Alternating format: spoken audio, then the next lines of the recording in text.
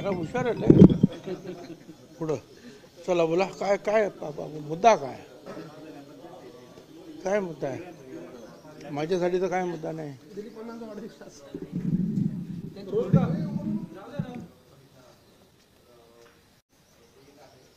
आमचे दिलीप नखरे हे आमचे प्रमुख कार्यकर्ते आहेत.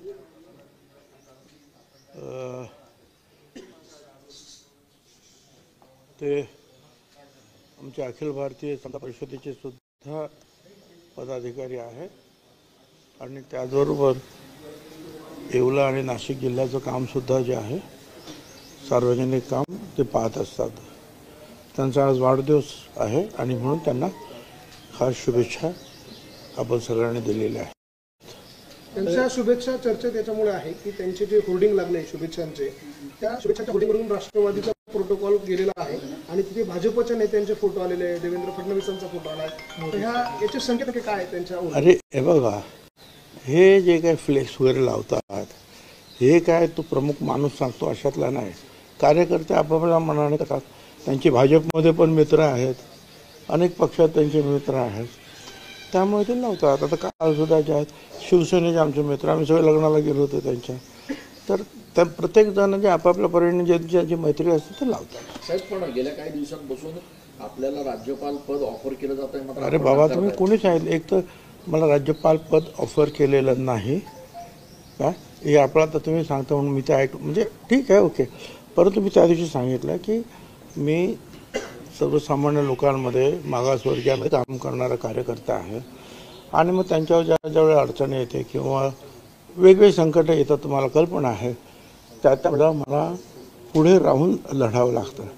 जर ह्या अशी पदं मी घेतली, राज्यपाल पद फार मोठंच आहे ते, पण मग मी काहीच बोलू शकणार नाही, कोणासाठी भांडू शकणार नाही, बोलू शकणार नाही.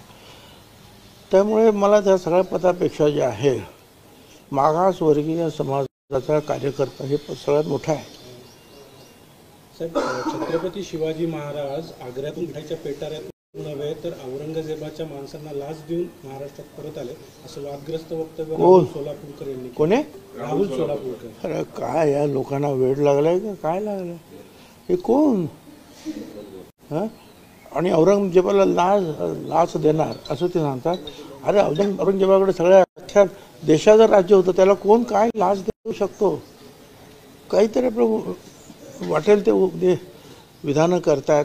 छत्रपती शिवाजी महाराज हे आग्र्याच्या तुरुंगातून मोठ्या सफाईनं सुटले त्यांच्या बुद्धिमत्तेनुसार आणि त्यांचे जे वेगवेगळे प्लान, संपूर्ण स्वराज्य निर्माण करताना वेगवेगळ्या प्लान करून त्यांनी ते बरोबर स्वराज्य निर्माण केलेलं.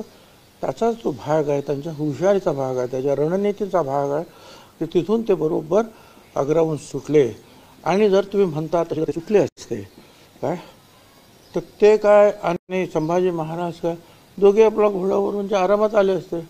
पण त्यांनी संभाजी महाराजांना सुद्धा काशीला कुठेतरी सोडून दिलं, कुणाच्या तरी ताब्यात दिलं. एकटे का मार्गानं ते महाराज पुढे आले आणि रायगडावर ज्या वेळा महाराज आले त्यावेळेला जिजामाता विचारतात की शंभूराजे कुठे आहेत काय, आणि त्यांच्या डोळ्यात पाणी येतं. हा इतिहास आहे. आणि आता इतिहास तुम्ही आम्ही बदलणारे कोण? ठीक आहे काय पुढे. साहेब, संजय राऊत यांनी आज सकाळी एक नाशिकमध्ये असताना गंभीर आरोप केलेला आहे. कामाख्या देवीच्या इथे ज्या रेड्यांचा बळी दिला त्यांचे शिंग वर्षा निवासस्थानाच्या लॉनमध्ये गाडून ठेवलेले आहेत आणि म्हणून मुख्यमंत्री त्या ठिकाणी जात नाहीत असं त्यांचं म्हणणं आहे. वर्षावर ठीक आहे, मी काय सांगू शकत नाही. कुठे गाडले ते काढा म्हणा बाहेर. आणि जर कोणी गाडले असतील तर शिंदे स्वतः काढू शकत नाही, ते गाड्याला 10-20 माणसं लागत असतील. कुणीतरी बाहेर बोललं असं बाबा, पण ठीक आहे, आता मला काय माहिती नाही काय, त्यांची माहिती ते बोलतात, मी त्याच्याबद्दल काही बोलणार नाही. हायकोर्टाने काल केंद्रीय निवडणूक आयोगाला फटकारलेला आहे. शेवटच्या 1 तासांमध्ये 76 लाख एवढ्या मोठ्या प्रमाणात मतदान कसं झालं असा प्रश्न देखील उपस्थित केला आहे, संशय व्यक्त केलेला आहे मतदान प्रक्रियेवर. ठीक आहे, आता हायकोर्टाने जे काही म्हटलेलं आहे त्याचं उत्तर गव्हर्नमेंट देईल. पण तुम्ही आम्ही सगळे बघतो आहोत, आपल्याकडे मतदानाची प्रक्रिया सुरू झाल्यानंतर दुपारच्या कोणी त्या मतदान केंद्रावर फिरकत नाही आणि 4-5 नंतर ही गर्दी उसळते आणि मग ते दरवाजे लावून घ्या, मग त्या सगळ्यांना ते कुपन किंवा चिठ्ठ्या द्या, तेवढ्या लोकांना मतदान करून घ्या. आणि तुम्हाला माहिती आहे हे लोक जे आहेत 8-9 वाजेपर्यंत मग त्यांचं मतदान चालतं. तर शेवटच्या 2-3 तासामध्ये जे आहे ना हे मतदान नेहमीच वाढतं, हा माझा अनुभव आहे.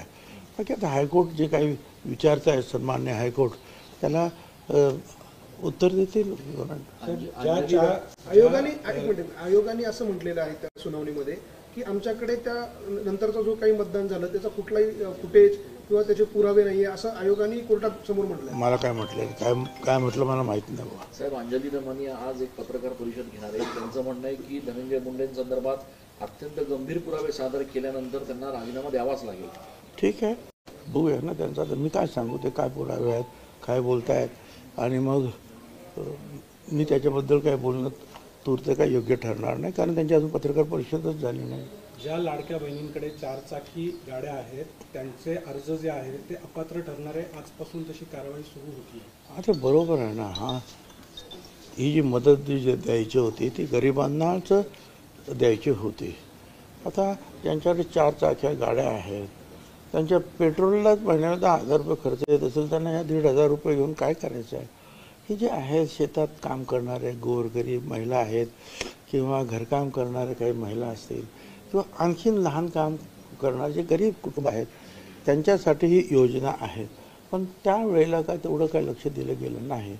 आणि आता ते साहजिकच आहेत त्यांचे जे नियम आहेत. तर मी तर मागे सांगितलं तुमचे काही जे काही नियम असतील ते या टी व्हीवर ते नियम एकदाचे येऊ द्यात की बाबा हे आमचे नियम आहेत, याच्यात बसतील, त्यांनी मदत घ्यावी, बाकी त्यांनी जी आहे मदत स्वतःहून सोडावे.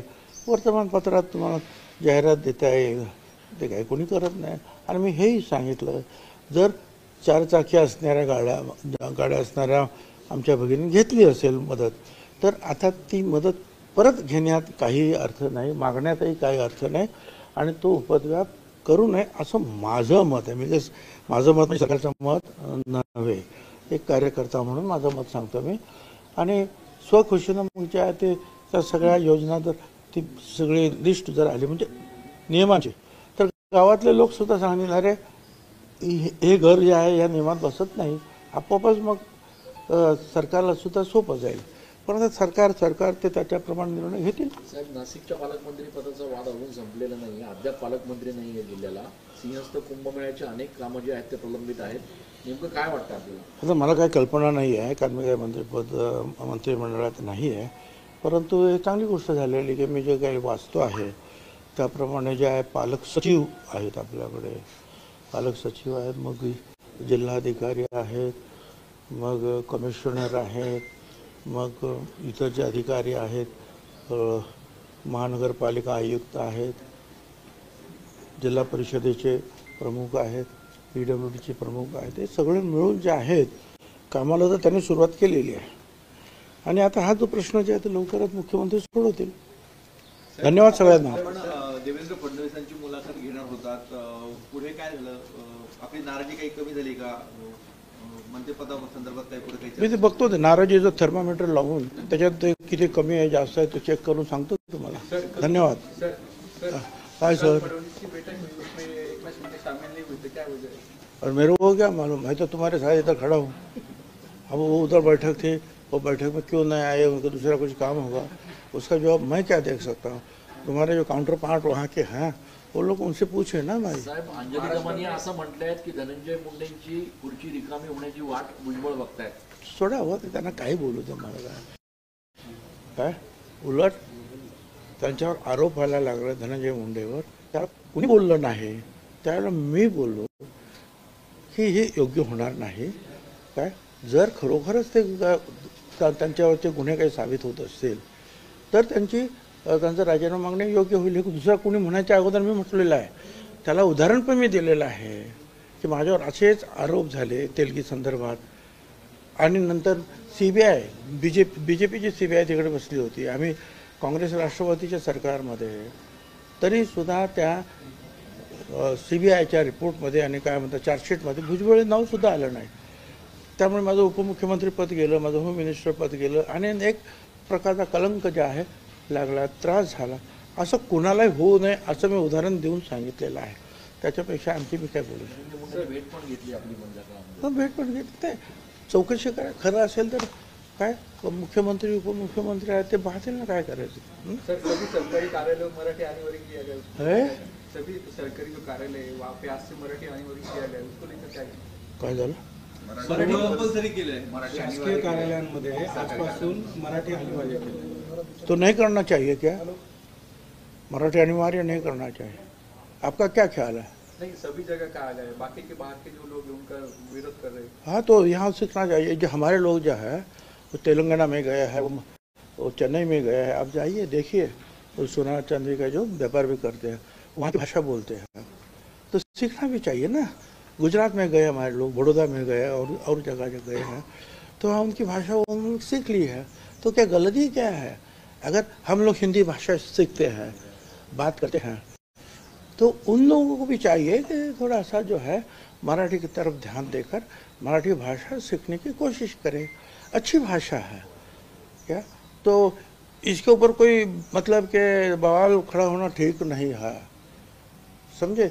जहाँ जाते हैं वहाँ उस देश की वहाँ की राज्य की भाषा लोग सीखते हैं और बोलते हैं.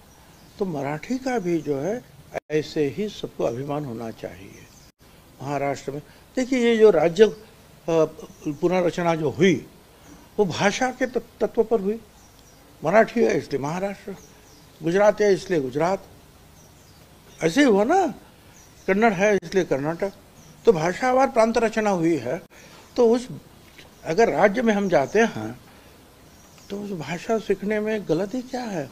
कोशिश करनी चाहिए सब लोगों को. साहेब आता शिंदेच्या शिवसेनेच्या मंत्र्यांची प्री कॅबिनेट घेतली जाणार आहे. कॅबिनेट पूर्वी मंत्रिमंडळाची जी बैठक होती त्यापूर्वी शिंदेची शिवसेना प्री कॅबिनेट घेणार आहे आणि त्याला उपस्थित राहण्याचे सूचना ज्या आहेत त्या देण्यात. अशा पद्धतीनं प्री कॅबिनेट घेण्याची परंपरा त्यापूर्वी होती. यापूर्वी होतीच. राष्ट्रवादीची जी आहे पहिल्यापासून म्हणजे काँग्रेसमध्ये असताना सुद्धा काँग्रेसबरोबर असताना काँग्रेस आणि आमचं सरकार असताना आम्ही प्री कॅबिनेट घेत होतो. नंतर काँग्रेस पण घ्यायला लागलं. प्री कॅबिनेट घ्यायचा मुद्दा एवढाच आहे की आज कुठले विषय येणार आहे आणि त्या विषयावर त्या पक्षाचं आपली काय भूमिका राहणार आहे. सपोर्टिव्ह आहे की आपल्याला विरोध करायचा आहे. त्यासाठी ह्या प्री कॅबिनेट घेतात. त्याच्यामुळे समजतं लोकांना की काय विषय काय आहे तो. Thank you sir. धन्यवाद.